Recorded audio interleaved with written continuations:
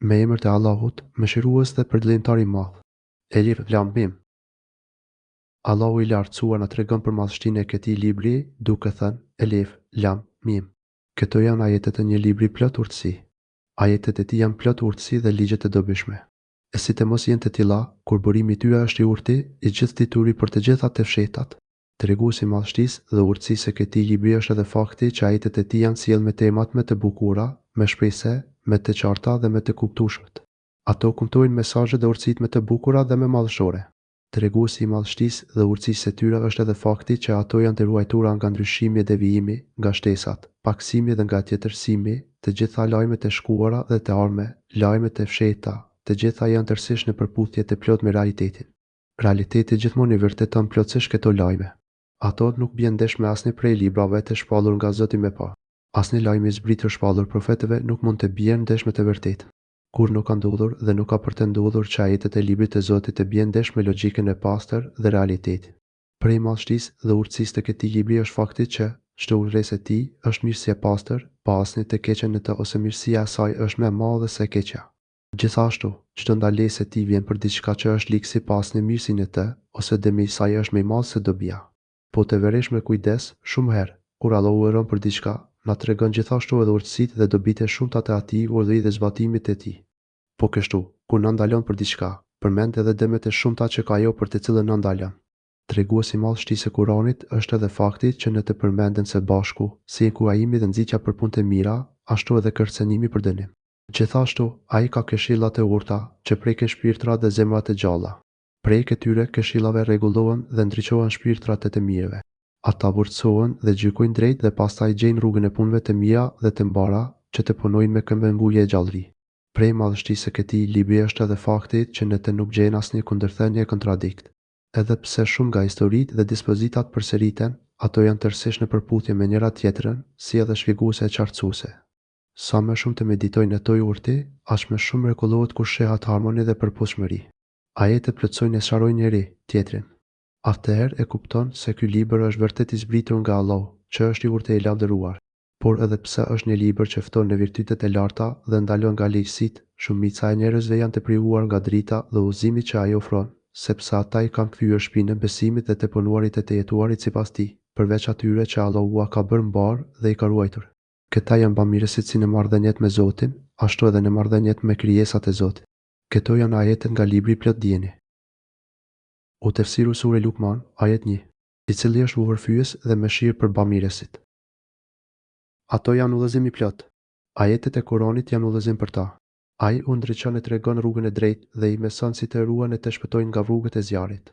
Ai është gjithashtu mëshirë për ata që janë vepërmirë. Nëpërmjet kësaj mëshire, ata përjetojnë lumturinë në dynja dhe në ahiret. Ajo do t'u mundsojë atyre mirësitë e shumta dhe shpërblimet e pamata. Me mëshirën e Zotit, ata i pret vetë se lumturia dhe gëzimi dhe siguria e ruajtja nga devijimi dhe dëshpërimi.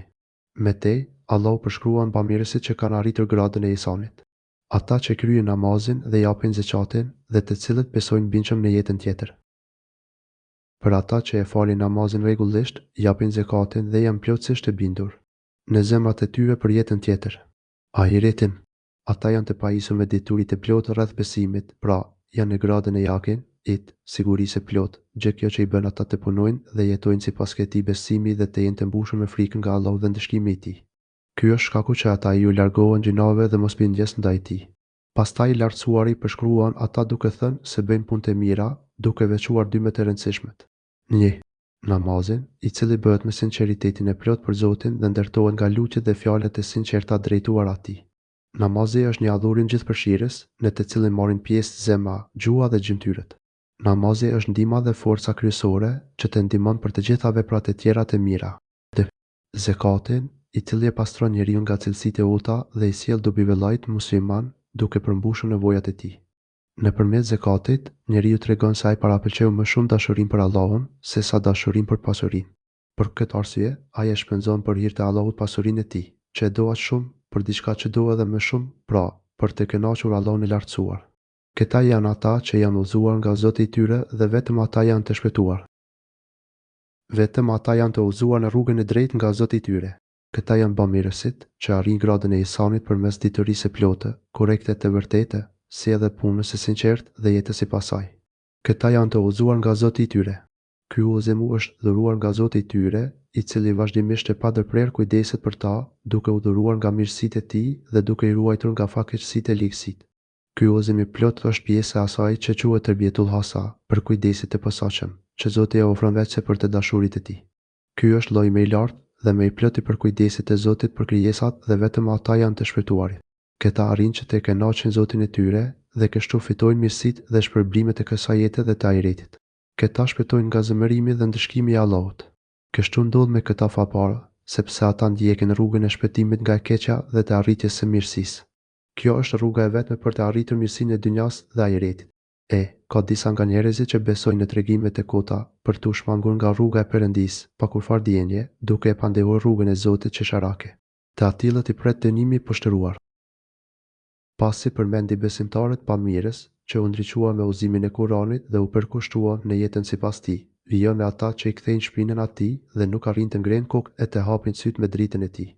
Këta të mirë ndëshkohen duke u privuar nga drita e udhëzimit i Kuranit dhe duke mbushur zemrat me fjalë e besimet e kota dhe të pabaza. Ata ndëshkohen sepse braktisin fjalën me të lartë dhe me të mirë, dhe vendin e saj në zemrat e tyre e zë fjala më e ulët dhe besimi më i keq dhe i shëmtuar.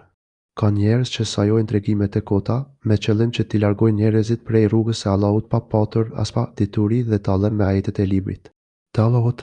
Ka njerëz që janë të privuar nga drita dhe e mira për vetë ligësinë dhe zgjedhjen e tyre të shëmtuar. Ata preferojnë ligësinë duke e blerat dhe duke dhënë si çmim çdo gjë për ta arritur. Por çfarë preferojnë dhe blejnë këta njerëz?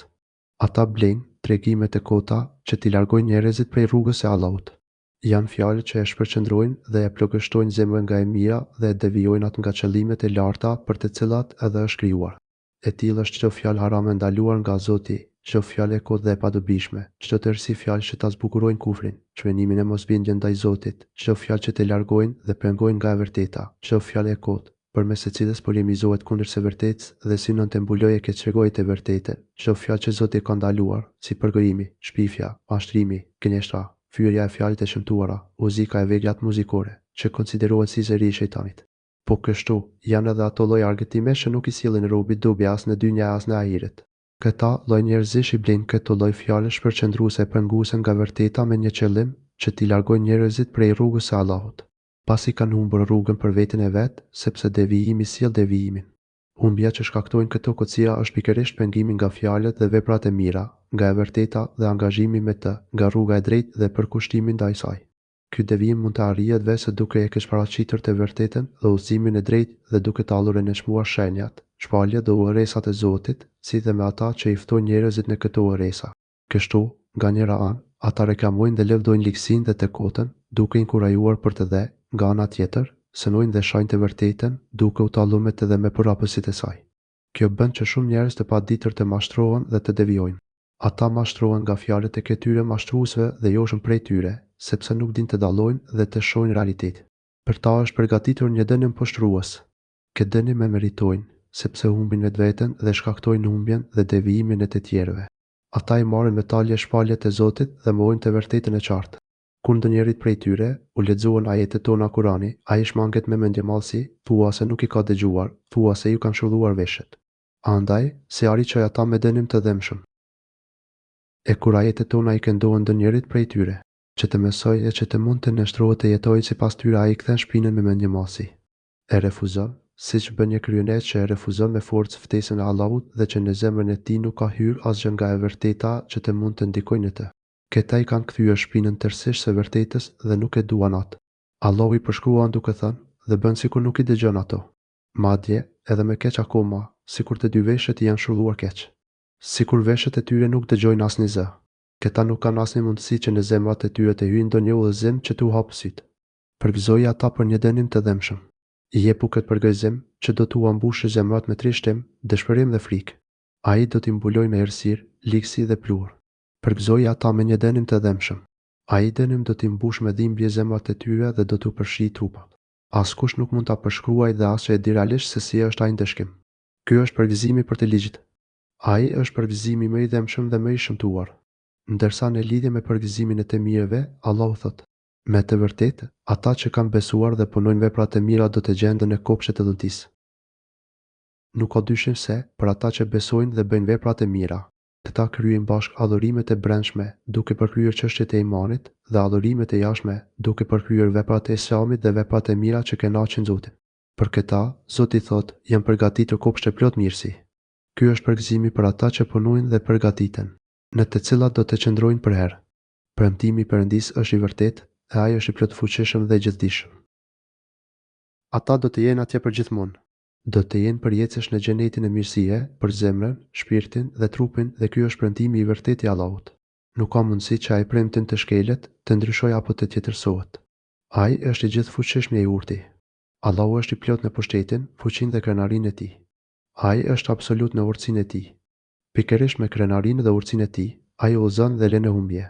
Në vijim, Allahu i lartësuar u tregon njerëzve disa krijesa madhështore që tregojnë pushtetin e tij, bukurinë e urtësisë së tij dhe shumë mirësi që janë gjurmë të mëshirës së tij. Ai thotë: Ai ka krijuar qiejt pa shtylla, e shihni ju, ka vendosur malet e palëvizshme në tokë, për të mos u lëkundur ju dhe ka shpërndarë në të gjithfarë lloj shtazësh. Ne e kemi zbritur ujin nga qielli dhe me të kemi bërë të mbinë sa e sa lloje bimësh të mira buta. Ai i krijoi qiejt pa shtylla që të mund të shihen nga ju. Allahu krijoi gjithë ata qiej me madhështinë, gjerësinë e lartësinë e tyre të madhe. Ai i krijoi pa shtylla që të mund të shihen nga ju. Ato janë pa shtylla mbajtëse, sepse në të kundërt do të shijeshin.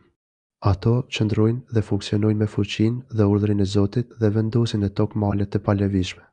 Ai vendosi male madhështore kudo në tokë, që ajo që të mos luajë vendi së bashku me ju. Nëse Allah nuk do të kishte bërë malet, toka do të ishte pa qëndrueshme për njerëzit për të jetuar normalisht në të dhe shpërndone për të. Në tokë nga të gjitha gjallësat. Ai përhapi në tokë nga të gjitha llojet e gjallësave që janë e shtruar dhe janë në shërbim të njerëzit.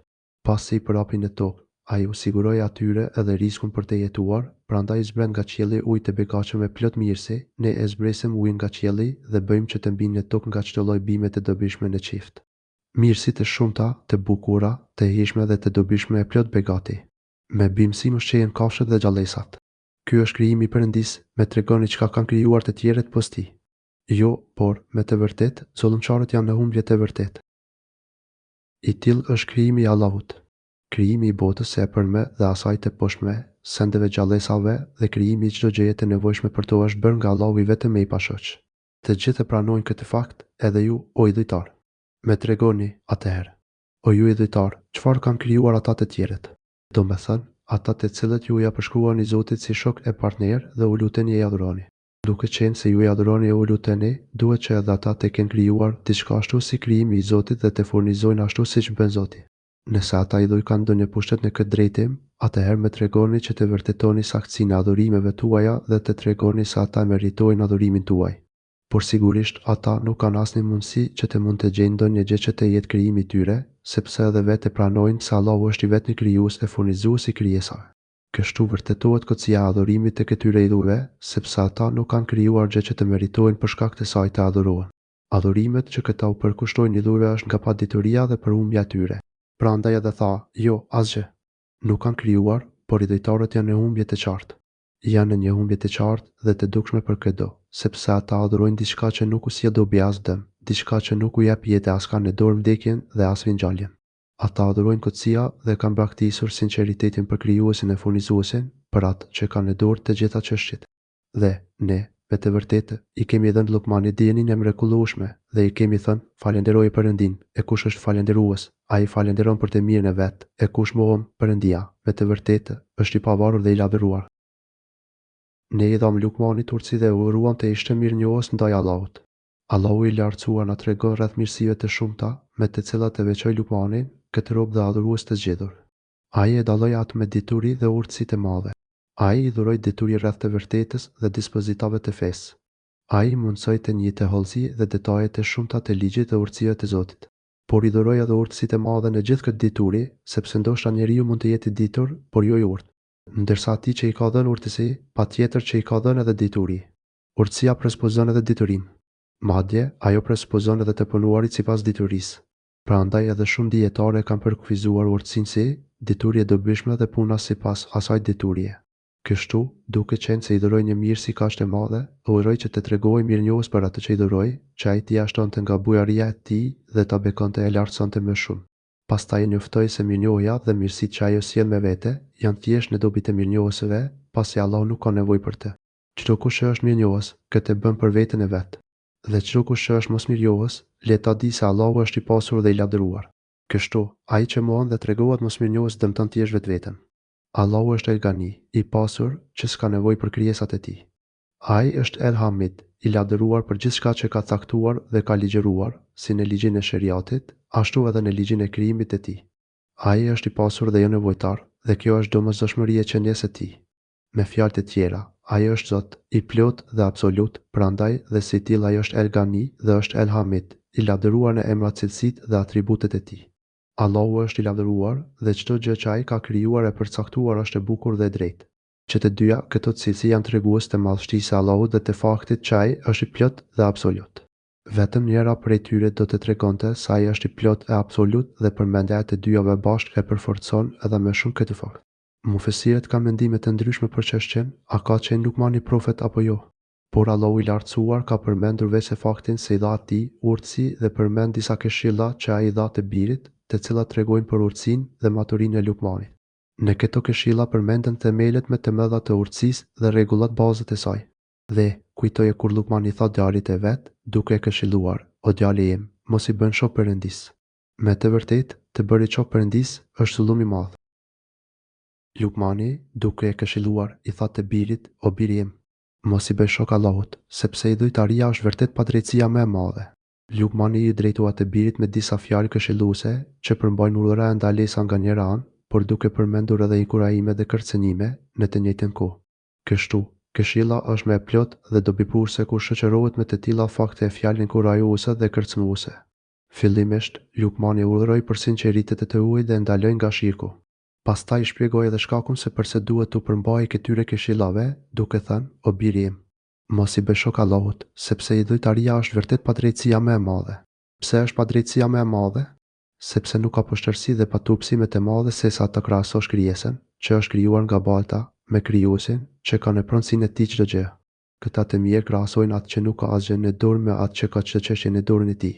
Krahasojnë të varfërin nga çdo drejtim me Zotin, krijuesin që është i plot, absolut dhe i pasur nga çdo drejtim. Krahasojnë atë që nuk ka në dorë as një thërmi mirësie, as për veten e as për të tjerët, me atë që çdo mirësi është dhe buron nga bujaria e tij, qofshin mirësitë e dynjas, qofshin mirësitë e fesë e besimit dhe mirësitë e ahiretit, mirësitë e trupave dhe të shpirtave. Ai jep çdo mirësi dhe vetëm ai largon dhe të ruan nga çdo ligësi. Atëherë, a ka padrejti më të madhe se kjo? Allahu i madhruar na ka krijuar për të adhuruar atë si një të vetëm sinqerisht dhe duke jetuar sipas ligjit të tij. Nëse e bëjmë këtë, e kemi vlerësuar dhe nderuar trupin dhe shpirtin që Zoti na ka dhënë. Por nëse njeriu cënon të ujdin dhe zhytet në errësirën e adhurimit të kocirave, që nuk kanë në dorë asgjë, ky është vërtet një poshtërim në nënçmim i shpirtit dhe trupit, që Zoti të ka dhënë dhe konsiderohet si padrejtësia më e madhe ndaj vetvetes. Pasi e urdhëroi për të plotësuar hakun e Zotit, për të ujdin e tij, që do të thotë të adhurosh Allahun si një të vetëm dhe të largohesh nga shirku, Lukmani i urdhë vjen që të urdhëroj e të këshilloj të birin për të plotësuar detyrën tjetër më të rëndësishme pas plotësimit të hakut të Zotit, që është bamirësia ndaj prindërve. Ai thotë: "Dhe ne i kemi urdhëruar njeriu që të nderojë prindërit e vet. Nëna e ka bartur atë, duke duruar mundim pas mundimi, e ndarja e tij nga xhiri është brenda 2 vitesh. Dhe i kemi thënë njeriut, bëhu falënderues ndaj meje dhe prindërve tu. Tekun do të ktheheni të gjithë." Ne e kemi urdhëruar njeriu që të jetë bamirës ndaj prindërve të tij. Nëna e vet e bart atë mund pas mundi dhe pas 2 vjetësia ndan xhirin. E porositëm të jesh mirënjohës ndaj meje dhe ndaj 2 prindërve të tu. Vetëm tekun është kthimi juaj. Kjo është ndër porositë më të rëndësishme që Zoti i ka dhënë njeriut dhe për të cilën do ta pyesë e ka përmbushur apo jo.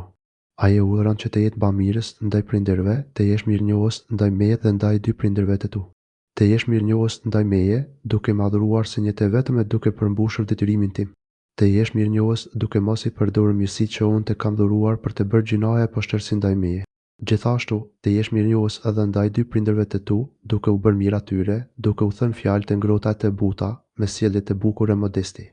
Të jesh mirënjohës ndaj tyre, duke u nderuar dhe respektuar emrin në sjelljen tënde dhe duke përmbushur nevojat e dëshirat e tyre.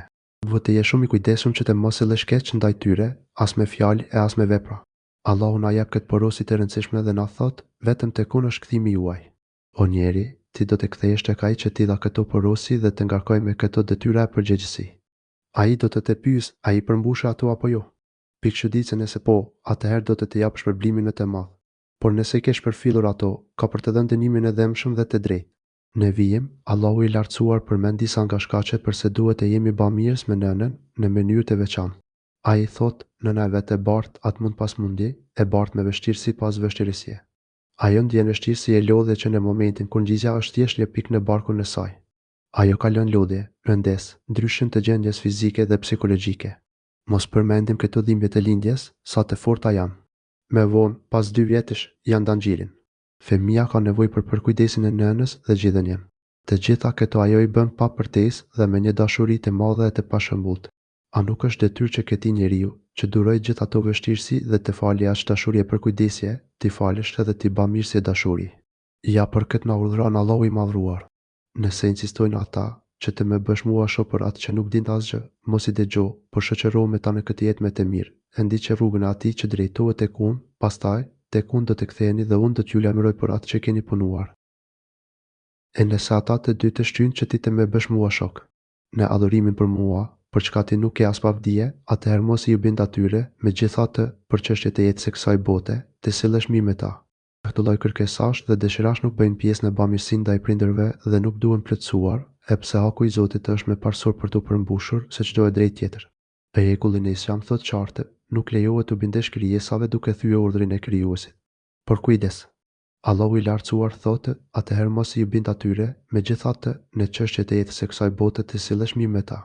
Nuk thotë që tregohu i vrasht dhe shkeli të gjitha përgjegjësitë ndaj tyre, por thjesht mos i bind kur të urdhërojnë për idhujtari dhe për gjinohen ndaj Zotit. Përsëri, bamirësia ndaj tyre duhet të jetë e vazhdueshme, madje më sfikatur. Shoqëroji dhe bashkëjeto me ta, duke qenë gjithë bamirës, sipas normave të përhapura ndër njerëz. Ndërsa pasimi i tyre në gjinoha e idhujtari është ndaluar dhe i dënueshëm. Pasojë, me përkushtim rrugën e atij që është kthyer, i penduar e i nështruar drejt meje. Ne jemi urdhëruar të ndjekim rrugën e besimtarëve që besojnë korrektisht dhe me sinqeritet Allahun, melekët e tij, librat e tij, profetët e tij dhe i dorëzuan plotësisht Zotit të tyre për të jetuar sipas shpalljes së tij. Ata pendohen dhe kthehen në rrugën që të çon në kënaqësinë e Zotit dhe xhenetin e tij. Kjo është rrugë që jemi urdhëruar të ndjekim me përkushtim. Ashtu si besimtarët e sinqertë, edhe ne ndjekim rrugën e kthimit tek Zoti me nënshtrim e bindje. Me fjalë të tjera, ne i përkushtojmë të gjitha forcat trupore, mendore e shpirtërore veç për të kënaqur Zotin ton dhe të gjitha qëllimet tona janë të drejtuara veç për të jetuar sipas urrësave të tij. Dhe kur qëllimet tona dhe zemrat tona janë të përkushtuara veç për këtë rrugë, atëherë edhe trupat tanë do të lëvizin e bëjnë veç punë që kënaqen Allahun dhe të afrojnë tek ai. Në fund, ju tek unë do të ktheheni të gjithë, si të bindurit, ashtu edhe të pabindurit, si ata që janë penduar, ashtu edhe ata që i kanë kthyer shpinën rrugës së tij, tek ai do të kthehen. Ai thotë, dhe unë do t'ju tregoj atë që keni bërë. Allahut nuk i fshihet asgjë prej veprave të robit dhe ai është shpërblyesi me bujar dhe ndeshkuesi me i drejtë. O djalë im, nëse vepra e punuar është e rëndë qoftë se një kokër ardeli lloj me mese, e ajo të jetë në shkëm, ose në qej ose në tokë, Perëndia do ta nxjerrë në sheshat. Me të vërtetë, Perëndia është i butë dhe njohësi të gjitha fshehësie. O biri im, tha Lukmani, ditën e gjykimit Allahu ka për ta sjell prej veprave të robit edhe një thërmi të vogël sa një farë sinapi, edhe në qoftë ajo e fshehur në një rrasë guri ose diku në qej ose në tokë. Edhe një farë sinapi që konsiderohet nga më të vogla gjëra, sikur të jetë fshehur në mes të ndonjë shkëmbi ose në lartësitë e qiejve dhe thellësitë më të errëta të tokës, Allahu i madhruar ka për ta nxjerrë dhe ka për ta sjellë në shesh. Kjo ndodh sepse dituria e Allahut është e gjerë dhe gjithëpërfshirëse dhe pushteti i tij është i plotë e absolut. Ai di çdo gjë të fshehtë në hollësi. Asgjë nuk i fshihet Allahut. Vërtet, Allahu është shumë i mëshirshëm dhe i gjithditur. Ai është Latif, që do të thotë i ditur për çdo hollësi të fshehtësive.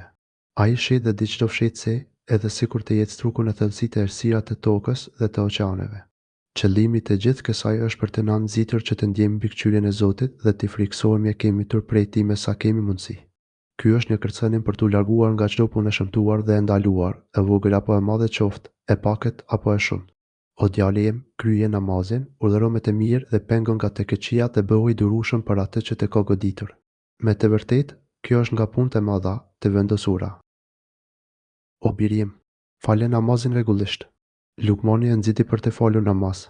Ai e porositi në mënyrë të veçantë për këtë vepër, sepse falja e namazit është ndër adhurimet më të mëdha të shprehura me trup e me zemër. Pastaj tha, urdhëro për çfarë është e drejtë dhe ndalo nga çfarë është e keqe dhe bëj durim me çfarë do që të godas. Kjo presupozon që fillimisht të njohë të mirën dhe mbarsinë, që pastaj të urojë njerëzit për të, duhet të njohë edhe të keqen, që t'i ndalojë njerëzit prej saj. Gjithashtu, ai duhet të pajiset edhe me disa cilësi të domosdoshme për këtë mision si butësia, mirësjellja, durimi. Të gjitha këto bëjnë pjesë në urdhërim, urdhëro për çfarë është e drejtë, sepse ky është urdhër edhe për ato gjëra pa të cilat nuk mund të realizohet misioni i mësipër. Në fund e përmend durimin, duke thënë, bëj durim me çfarë do që të godas. Fillimisht duhet të jesh i durueshëm, që të jesh i pari që zbaton atë për të cilën urdhëron të tjerët dhe të jesh i pari që largohen nga ajo gjë për të cilën i ndalon të tjerët. Ky është një urdhër për të kompletuar vetveten duke bërë punë të mira dhe duke u ruajtur nga të keqijat dhe pastaj për të rregulluar të tjerët me udhëresat për mirë dhe ndalesat nga të keqija. Por dihet mirë se, nëse njeriu urdhëron për të mirat dhe ndalon nga keqja, do të sprovohet dhe përballet me vështirësi dhe përplasje. Në këtë urdhëresa e ndalesa ka një farë vështirësi për shpirtin, prandaj Lukmani urdhëroi për durim. Vërtet, këto janë nga çështjet më të vyera, e të shpërblyeshme. Këto këshilla që Lukmani i dha djalit e vet janë nga çështjet më të vështira për nefsin dhe më të shpërblyeshmet njëkohësisht, për të cilat e meriton të sakrifikosh. Por për realizimin e tyre u jepet sukses veç njerëzve të vendosur dhe me ambicie të larta. Mos e shman fytyrën tënde nga njerëzit dhe mos ec nëpër tokë me njëmallësisht, se Perëndia nuk e don asnjë me njëmall, as mburacak. Dhe mos u kthe shpinën njerëzve me mendjemallësi, mos u rrenj para njerëzve me mendjemallësi dhe duke u mbajtur me të madh dhe mos ec nëpër tokë si kryeneç. Mos ec me mendjemallësi, vetpëlqime duke u mburur për mirësitë që ke, duke harruar atë që ti dhuroj ato sepse Allahu nuk e do atë që tregohet mendjemall dhe mburavac. Allahu nuk i do ata që sillen me kryeneçësi dhe që mburen me fjalë. Ec me kujdes e modesti, e fol me zë të ulët, se zëri me i vrasht është zëri palja e gomarit. Gjithashtu, i modest në ecën tënde, pra duhet të ecësh me modesti dhe jo si kryeneçe e keqbërës dhe fol me zë të ulët, duke treguar respekt dhe edukat me Allahun dhe me njerëzit sepse zëri me i vrasht është palma e gomarit. Zëri i gomarit është zëri më i shëmtuar dhe më i urryer. Kështu, nëse do të kishte dobi dhe mirësin e ngritjen e zërit, kjo nuk do t'i jepej gomarit, i cili dallohet se i nënçmuar dhe i mangët. Në këto këshilla që Lukmani dha birit e vet janë përmbledhur çështjet më madhore e të rëndësishme. Ato ngërthejnë vetvete edhe shumë këshilla e çështjet e tjera, që nuk janë përmendur shprehimisht. Përveç këtyre, ai përmend edhe arsyet e duhura që e nënshrojnë dhe inkurajojnë njeriu për t'i kryer ato nëse janë udhëresa dhe për t'i u larguar, nëse janë ndalesa. Ky është përkufizimi i urtësisë, ashtu siç e përmendëm edhe më parë. Pra, urtësia është dituria rreth ligjeve dispozitave, rreth urtësive që fshihen pas tyre dhe pas shkaqeve të ligjërimit, si dhe puna sipas tyre. Kështu, Lukmani e urdhëroi fillimisht për atë që është themeli i fesë së vërtetë, pra, për tauhidin e Zotit dhe ndaloi nga shirku, duke ia bërë të qartë shkakun e kësaj ndalese. Pastaj e urdhëroi për bamirësi ndaj prindërve, duke përmendur edhe arsyeën e këtij urdhëri. Pastaj e urdhëroi për të qenë mirënjohës ndaj Zotit dhe mirënjohës ndaj prindërve. Por i sharoi, gjithashtu, që bindja ndaj prindërve duhet përmbushur në çdo rast, përveç nëse ata të udhërojnë për poshtërsi, idhujtari dhe mosbindje ndaj Zotit. Megjithatë, edhe në një rast të tillë, njeriu nuk duhet të heqë dorë nga sjellja e mirë dhe bamirësia ndaj prindërve dhe as më pak të sillet vrazhd me ta. Përkundrazi, ai duhet të sillet në mënyrë shembullore ndaj tyre, edhe kur i duhet që të mos u bindet për ndonjë kërkesë të padrejtë. Gjithashtu, Lukmani urdhëroi të birin për të ndjerë mbikëqyrjen e Allahut dhe e këshilloi që t'i friksohej takimit me Zotin.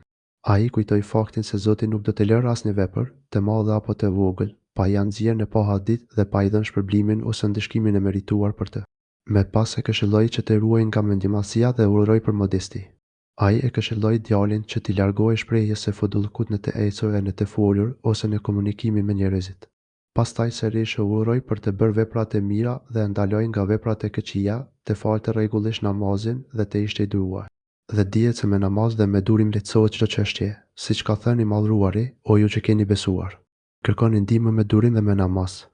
Vërtet, Allahu është me durimtarët. Bekare 153.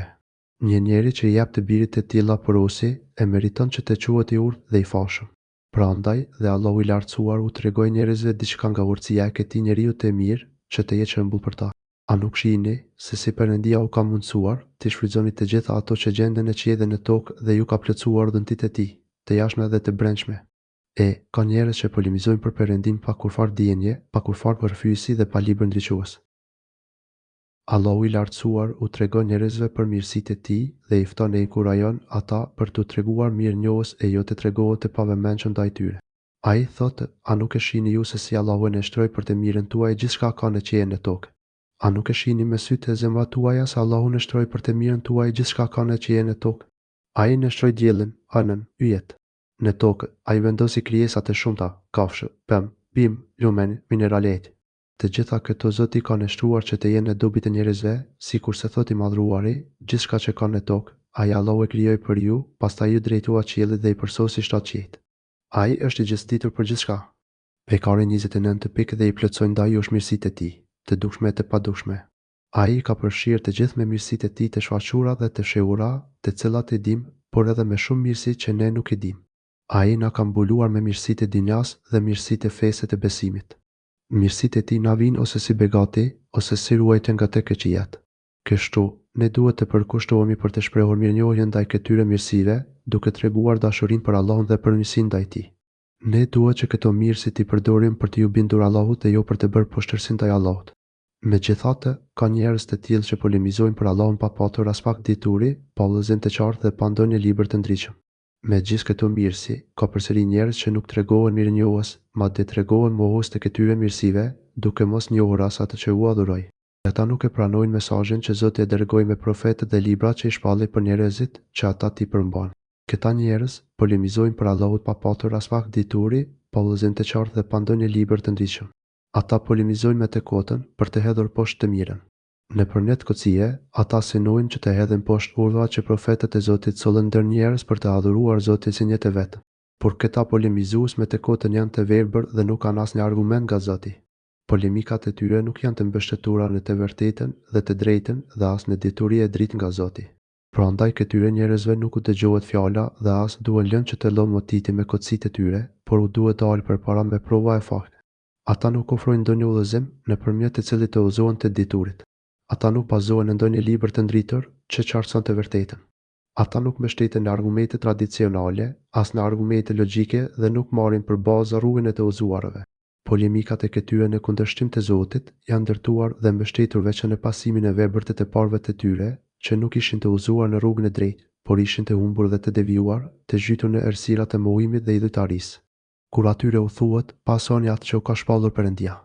Ata thonë: "Jo, por ne pasojmë të parët tanë." Sikur ata titërisë të djalli edhe në dënimin e skëterës, a do ta pasonin? Kur atyre u thuhet, ndiqni shpalljen e Allahut. Ata thonë: "Jo, ne do të ndjekim atë që gjetëm te prindërit tanë." Atyre u thuaj që të pasonin shpalljet që sollën profetët nga Zoti i tyre, që ishin e vërteta e sigurt. Këtë vërtetë, Allahu u sqaroi atyre me argumente të qarta e të plota, por ata thoshin: "Jo, ne do të ndjekim atë që gjetëm te prindërit tanë.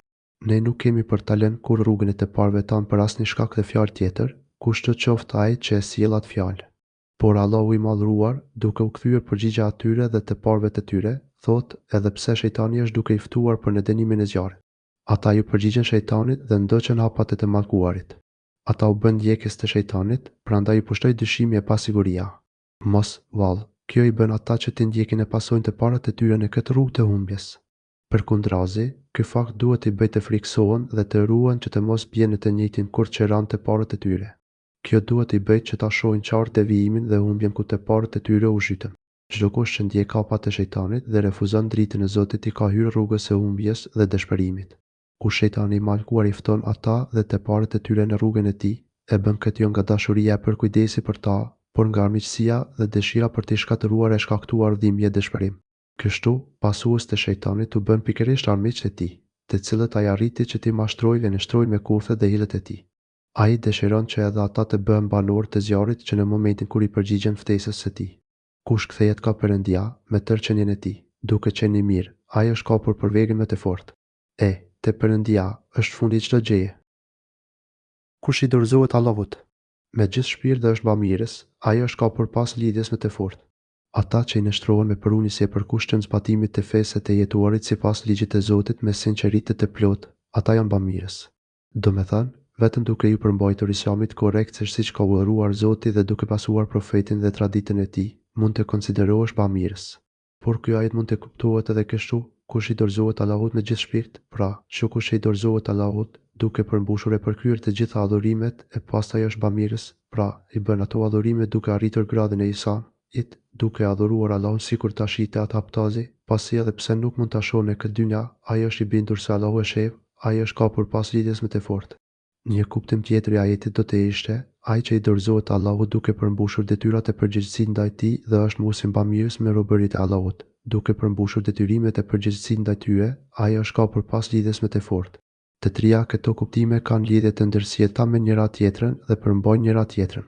Që të trija metojnë normalisht se bëhet fjalë për ata që përmbushin me besim me sinqeritet dispozitat e fesë së Zotit në atë formë të plot që ato të pranohen nga ai. Çdo kush që e bën këtë, atëherë është dorëzuar plotësisht Allahut dhe është bamirës. Për këta, i Madhruari thotë që janë kapur pas lidhjes me të fortë. Kjo është lidhja më e fortë, ajo që u shkapet pas saj, sigurohet dhe fiton çdo të mirë dhe shpëton nga çdo e keqe. Çdo kush që kapet pas kësaj shpëton nga ndëshkimi i Zotit, arrin shpërblimin e tij dhe çdo të mirë. Ndërsa ai që nuk i është dorëzuar tërësisht Allahut ose nuk është muhsin, atëherë nuk është kapur pas lidhjes me të fortë, dhe kështu përfundimi i tij është vetë shkatrimi e ndëshkimi.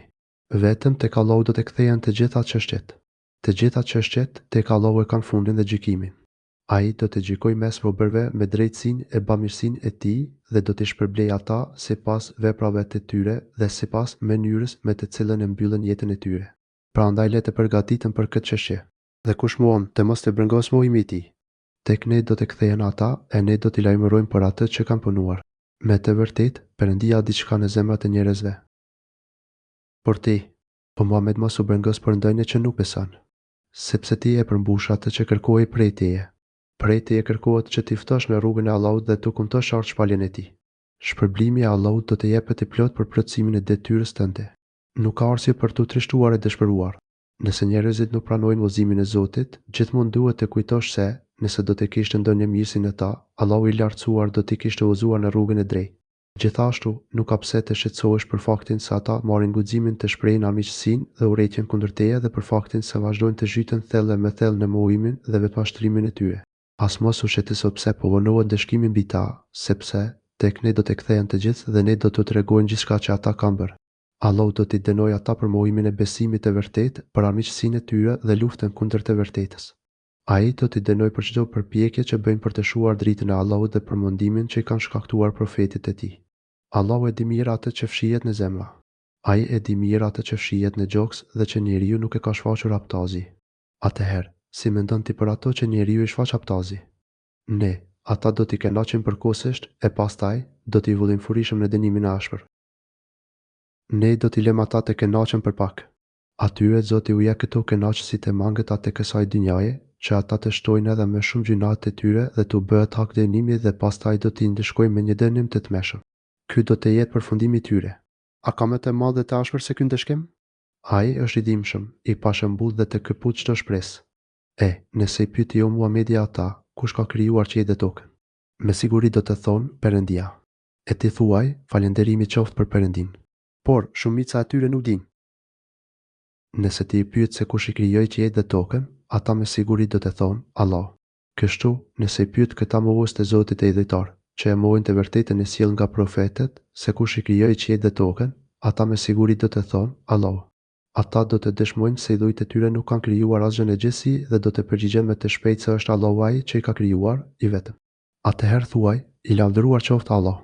Për çuditse duke u argumentuar me atë që edhe ata e pranojnë, kërkoj që të pranojnë dhe të dëshmojnë njohurinë e Zotit në adhurim, gjë që ata mohojnë. Thuaju, i lavdëruar qoftë Allah. Pra, i lavdëruar qoftë Allah, që e shfaqi të qartë dhe të fortë dritën e së vërtetës. Ai ju argumenton pikërisht në gjërat që edhe ju vetë i pranoni. Kështu, nëse do të kishim logjik, atëherë do të pranonim se pikërisht ai që është i vetë krijues që kujdeset për krijesat e tij dhe është rregulluesi të gjitha çështjeve të tyre, pikërisht ai duhet të jetë i vetmi që meriton adhurimin, bindjen ndaj tij dhe nështrimin e plot sipas ligjit dhe udhëresave të tij. Por shumica e tyre nuk dinë. Prandaj edhe i shoqërojnë atij shok në adhurim. Ata kënaqen me besimin e tyre kontraditor, duke treguar se janë tërësisht e paqartë, të mjegullë dhe në dyshimet e vazhdueshme. Ata e ndjekin këtë rrugë jo me bindje dhe janë të paditër. Allahu i lartësuar përmend në këto dy ajete një shembull për të treguar cilësitë e tij absolute të plota, për të nxitur dhe inkurajuar njerëzit që t'i njohin mirë dhe të marrin dituri të plotë rreth tij, si dhe për të qenë tërësisht të sinqertë në adhurimin dedikuar atij. Te Perëndisë janë të gjitha në qiell dhe në tokë. Me të vërtetë, Perëndia është i pavarur dhe i lavdëruar. Vetëm te Allahut janë çka në qiell dhe në tokë. Ai përmend pushtetin, sundimin dhe mbretërimin e tij gjithëpërfshirës. Gjithçka që gjendet në qiell dhe në tokë, si bota e sipërme, ashtu edhe ajo e poshtme janë pronë dhe krijimi i tij. Ai vepron ndërta me ligjin e tij të krijimit dhe përcaktimit të gjërave. Është po ai që vendos mes njerëzve ligjin e tij të shariatit, sipas të cilit njerëzit duhet të adhurojnë dhe sipas të cilit duhet të jetojnë. Është po ai që ka vendosur ligjin e shpërblimit dhe ndëshkimit. Të gjitha këto janë në dorë të tij. Të gjitha pa përjashtim janë pronë dhe krijesat e tij, që i janë nështruar sundimit dhe ligjet e tij. Të gjithë kanë nevojë për përkujdesin dhe mëshirën e Allahut. Asgjë dhe asnjë prej krijesave nuk ka gjë në dorë prej pushtetit dhe sundimit. Allahu është ai i pasuri dhe i lavdëruari. Allahu është i pasur dhe pasuria e tij është e gjerë dhe e panë. Ai nuk ka nevojë për asgjë për të cilën kanë nevojë krijesat. Allahu i madhruar thotë: Unë nuk i krijova gjindet dhe njerëzit për gjë tjetër, por veç që të më adhurojnë. Unë nuk kërkoj prej tyre ndonjë furnizim e as kërkoj që të më ushqejnë. Allahu, ai është furnizuesi i madh dhe fuqiploti. Arijat 56-58. Gjithashtu, edhe veprat e mira dhe adhurimet e profetëve, të sinqertëve, dëshmorëve dhe punë mirëve nuk i sjellin Allahut asnjë shtesë se dobin e pushtetin e tij. Ato i sjellin dobi veç atyre që i punojnë dhe Allahu është i pasur dhe s'ka nevojë për robërit e tij dhe për veprat e tyre të mira. Tregues se Allahu është i pasur, është fakti se ai pasuron dhe begaton ata me mirësi të shumta të dynjas dhe të ahiretit. Allahu i madhruar na tregon për lavdinë dhe madhurinë e tij. Ai është i lavdëruar vetetiu, pra lavdërimi është i pandashëm nga ai. Ai është i lavdëruar në të gjitha aspektet. Ai është i lavdëruar në qenien e tij, është i lavdëruar në cilësitë e tij. Për çdo cilësitë e tij, Allahu meriton me të larta dhe me të plota të lavdërime e madhërime, sepse ato janë cilësi madhështore dhe të plota. Po kështu, ai është i lavdëruar dhe meriton të lavdërohet për gjithçka që ka krijuar dhe për çdo vepër të tij. Ai meriton të lavdërohet dhe është i lavdëruar për çdo urdhër që ka dhënë dhe çdo ndalesë që ka ligjëruar. Allahu është i lavdëruar për çdo gjë që ka përcaktuar mbi njerëzit dhe për çdo gjykim mes njerëzve në dynja dhe në ahiret. Ai është i lavdëruar për gjithçka. Me pas, Allahu na flet për detyrinë dhe fjalët e tij, që nuk kanë fund, me një përshkrim që hyn thellë në zemër dhe që çudit mendjen. Vetë të urtët dhe të mençurit mbeten pa fjalë. Ai thotë: sikur të gjithë drumt të gjenden në tokë, të jenë pendashkrimi, e deti ngjyrë shkrimi tint, e të shtohen atij edhe 7 detet e tjera, nuk do të soseshin fjalët e Perëndisë. Me të vërtetë, Perëndia është i plotfuqishëm dhe i gjithdijshëm. Sikur të gjithë dëvurët në tokë të ishin pena dhe detet boj dhe sikur detit të shtoheshin edhe 7 detet e tjera, ato do të shtëronin, kurse fjalët e Allahut nuk do të shtëronin kurrë. Së shkruari: sikur të gjitha pemët e tokës të ktheheshin në pena dhe të gjitha detet e botës, madje edhe 7 herë sa ato, të ishin boj për të shkruar, të gjitha penat dhe boja do të mbaronin, kurse fjalët e Allahut kurrë nuk do të mbaronin. Ky poem nuk është ndonjë supozim i tepruar, që nuk ka vërtetësi, por është një përshkrim parafrues për njerëzit që ata të arrijnë të kuptojnë diçka nga madhështia dhe dituria e Allahut. Në fakt, dituria dhe fjalët e tij janë shumë më të mëdha se ky përshkrim, por Allahu e di mirë se krijesat nuk mund të konceptojnë qoftë edhe një pjesë të vogël të asaj që tregojnë emrat dhe cilësitë e tij. Allahu ka mundsuar robërve që të kenë një farë njohurje dhe diturie rreth tij, dhe kjo është mirësia më e madhe dhe dhurata më e çmuar që u ka dhënë atyre. Kjo është grada më e lartë që mund të arrijë një njeri. Por, sidoqoftë, kjo njohuri e njeriut për Zotin e tij është përsëri e pakët dhe robi kur nuk mund të zotërojë njohuri të plot për Zotin, ashtu siç është realisht ai në madhështinë e tij. Allahu i madhëruar u tregon robërve rreth cilësive të tij aq sa ata mbajnë, në mënyrë që zemrat e tyre të ndriçohen, shpirtrat e tyre të çlirohen dhe gjoksat e tyre të zgjerohen. Kështu, me këtë njohuri që arrin të nxënë, ata mund të argumentojnë dhe të arsyetojnë për madhështinë e Zotit, madhështitë e cilën në këtë dynja nuk kanë forcë që ta njohin dhe konceptojnë tërësisht. Për këtë arsye, ata thonë ashtu siç ka thënë me dituri tyre për Zotin, o Zoti ymë. Nuk mundemi të përlevdojmë ashtu siç e meriton në të vërtetë. Ti qosh i lavdëruar ashtu siç e ke lavdëruar veten tënde. Çështja e përshkrimit dhe cilësive të Allahut është shumë më e madhe se kaq. Ky shembull jepet për të parafruar kuptimin për mendjet e njerëzve. Kështu, edhe sikur detet dhe pemët e globit të shumëfishoheshin pafundësisht, ato nuk do të mund të ishin kur të mjaftueshme që të përfshinin apo përkufizonin fjalët e Zotit. Si mundet që diçka e krijuar të përfshijë fjalën e krijuesit, e cila është një nga cilësitë e tij? Fjalët e Allahut nuk mund të përfiturohet që të mund të kenë fund dhe kufizim. Argumentet fetare dhe ato logjike tregojnë se ato nuk kanë fund të mbarim. Çdo gjë ka një fund, përveç krijuesit dhe cilësive të tij, dhe çdo gjë tek ai do të kthehet. Allahu është i pari, para të cilit nuk ka asgjë, dhe ai është i fundit, pas të cilit nuk ka gjë. Mendja e robit është e mangët dhe e kufizuar. Sado që ajo të përfityrojë një kohë të largët, Allahu përsëri është para saj. Po ashtu, sado që të mendoj për një kohë ardhshme, sado e largët qoftë, Allahu është pas asaj pafundësisht e pacak. Allahu i madhruar në çdo kohë gjykon, flet, urdhron dhe vepron ashtu siç ai dëshiron. Nëse ai dëshiron, askush nuk mund të pengojë fjalën dhe veprën e tij. Atëherë, nëse njeriu mediton për këtë çështje, e kupton se këta shembuj Allahu i madhruar i ka dhënë veçse për të parafruar kuptimet për mendjen e ngushtë të robit, pasi çështja e përshkrimit të Zotit dhe cilësive të tij është shumë më e madhe dhe e mrekullueshme. Pastaj Allahu i madhruar përmend faktin se ai është krenar, ngallëmtar dhe urtësia e tij është e plotë dhe absolute. Ai thotë, Allahu është ngallëmtar e urtë. E gjithë krenaria, fuqia dhe ngallënimi i takon Allahut. Çdo shfaqje e fuqisë në botën e sipërme dhe atë të poshtme është prej tij dhe buron nga ai. Është ai që u ka dhuruar krijesave çdo forcë që ato zotrojnë. Nuk ka ndryshim të gjendjes dhe as forcë pa qenë ndihma e tij. Me krenarinë dhe fuqinë e tij, Allahu i ka nështruar të gjitha krijesat e tij dhe vepron e administron çështjet e tyre. Është ai që kujdeset dhe rregullon çdo gjë në gjësi. Ai i krijoi të gjitha krijesat me urtësinë e tij. Ai e filloi krijimin me urtësi. Qëllimi i këtij krijimi fsheh urtësitë e mëdha. Po me urtësi, Allahu vendosi edhe ligjin e fesë së tij, të urdhrave e ndalesave të tij dhe, padyshim, synimi i tij me këto urresa ishte urtësia. Kështu, ai është i urtë në çdo gjë që ka krijuar dhe në çdo ligj dhe urdhër që ka vendosur. Me pas, Allahu i madhruar na tregon për pushtetin e tij madhështor absolut, të cilën logjika e njeriu nuk mund ta perceptojë plotësisht me gjithë madhështinë e saj. Ai thotë: "Të krijuarit dhe të ringjallurit e të gjithë juve është njësoj për te, si të krijuarit e vetëm një njeriu. Me të vërtetë, Perëndia i dëgjon dhe i sheh të gjitha. Krijimi dhe ringjallja juaj. E ju të gjithëve është një lloj si krijimi dhe ringjallja e një njeriu të vetëm. Allahu dëgjon dhe sheh gjithçka. Kjo çudit çdo mendje dhe njeri të urtë. Gjithë ato krijesat e shumta, të mëdha të ndryshme, pasi të kenë vdekur dhe të jenë shpërndarë nëpër botë, ai përsëri do t'i ngjallë dhe kthejë në jetë, dhe e gjithë kjo është për Allahun një lloj sikur të ngjatin një krijesë të vetme. Atëherë, si është e mundur që njeriu të mohojë ringjalljen dhe tubimin e krijesave para Zotit dhe shpërblimin e tyre sipas veprave? Sigurisht që këtë mohon vetë sa ai që është i paditur për madhështinë e Allahut, forcën dhe pushtetin e tij absolut. Pastaj i madhruari na tregon se dëgjimi i tij përfshin të gjitha gjërat dhe shikimi i tij përfshin çdo gjë. Ai thotë, Allahu dëgjon dhe sheh gjithçka.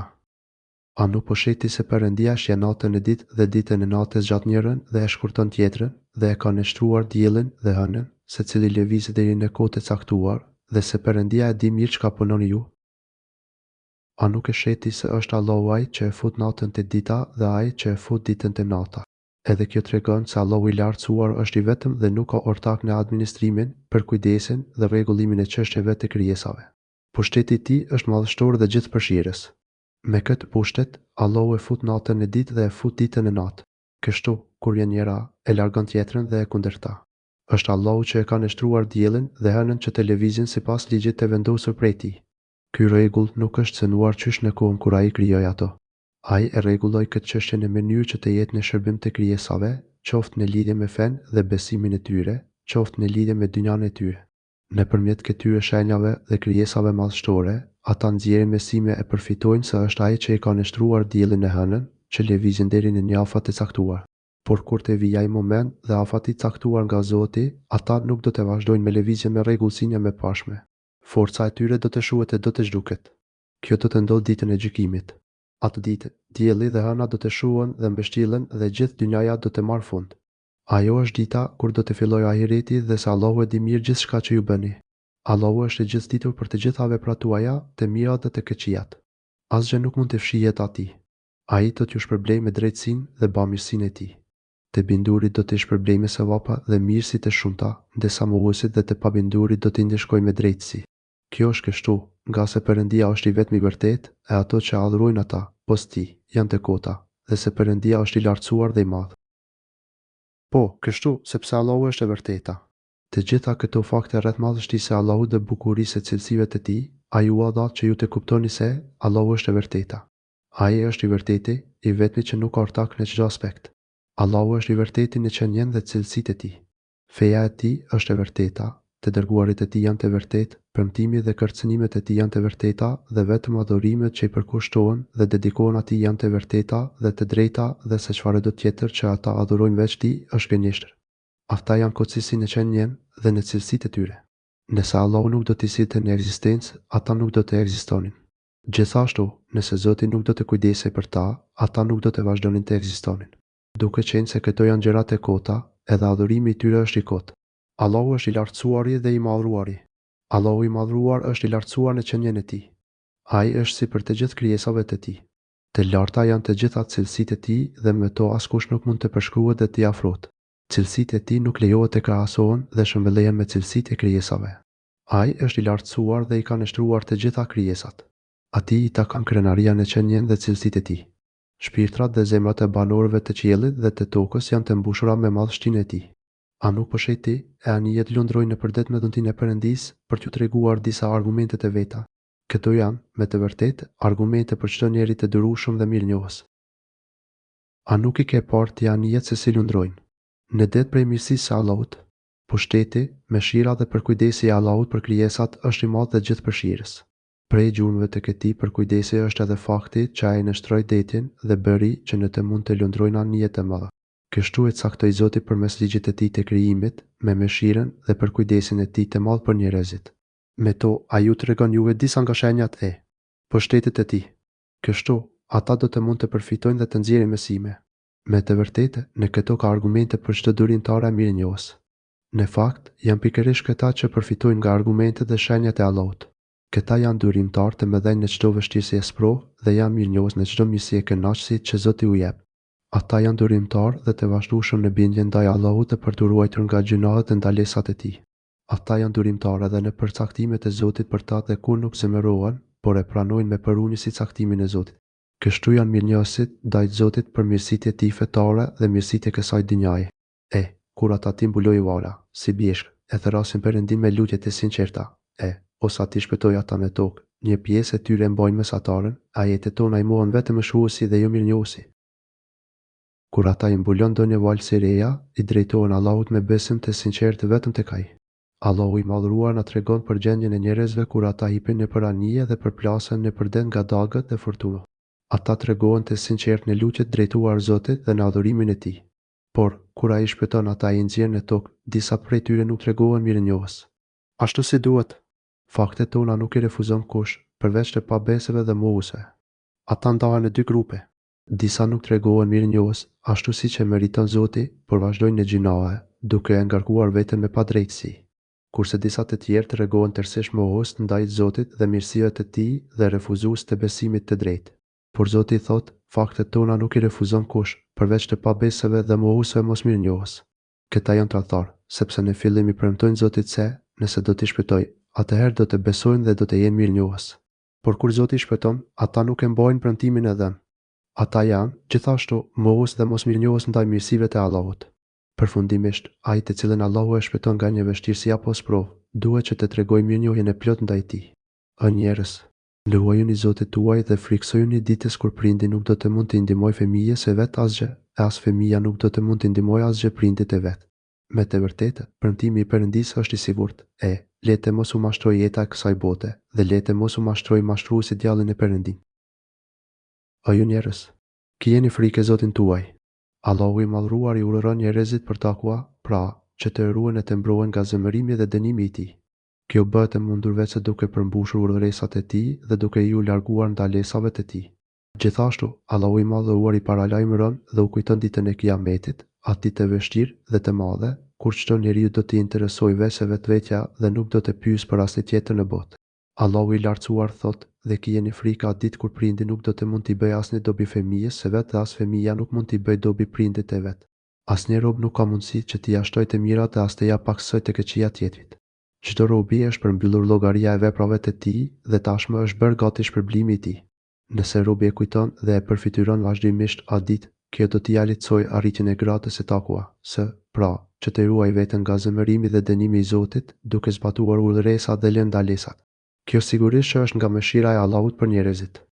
Ai fillimisht i urdhëron për devotshmëri ndaj tij, gjë e cila u mundson lumturinë, pasi ai premton se do t'u japë shumë shpërblime. Në të njëjtën kohë, Allahu i kërcënon me dënim, duke u kujtuar ditën e frikshme të llogarisë, që tua bëj më të lehtë realizimin dhe arritjen e gradës së devotshmërisë. Ty të qofshin të gjitha lavdërimet, o Zoti i botëve. Premtimi i Allahut është i vërtetë, prandaj mos lejoni që t'ju mashrojë jeta e kësaj bote, kur mos dyshoni në këtë fakt dhe mos u bëni si ata të cilët nuk e besojnë këtë premtim. Mos lejoni që t'ju mashrojë jeta e kësaj bote dhe mos lejoni që kryemashtruesi shejtani t'ju largojë nga Allahu me mashtrimet e tij. Mos u mashtroni nga kjo jetë, me gjithë stolitë e zbukurimet e saj, me gjithë sprovat dhe kurthet e saj dhe mos lejoni që kryemashtruesi shejtani t'ju largojë nga Allahu me mashtrimet e tij. Mos u mashtroni nga shejtani i mallkuar, i cili vazhdimisht punon që të mashtrojë njeriu dhe nuk rresht asnjë çast. Njerëzit duhet të plotësojnë hakun e Zotit, i cili ka premtuar se do t'i shpërblejë sipas veprave të tyre. Por a e përmbushin njerëzit hakun e tij apo jo? Kjo është një çështje që njeriu duhet të përkushtohet seriozisht për realizimin e saj. Madje, ky duhet të jetë qëllimi i jetës së tij dhe gjëja më e rëndësishme që ai duhet të plotësojë. Le ta mësoj njeriu se ndër pengesat më të mëdha në këtë rrugë është kjo botë e zbukuruar dhe mashtruese, si edhe shejtani i mallkuar, që gjithmonë e cyt njeriu dhe e mbush me ëndrat e kota e mashtrime.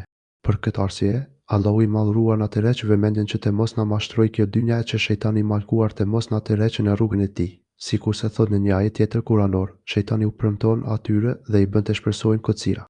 Por shejtani premton vetë se mashtrime. Nisa 120.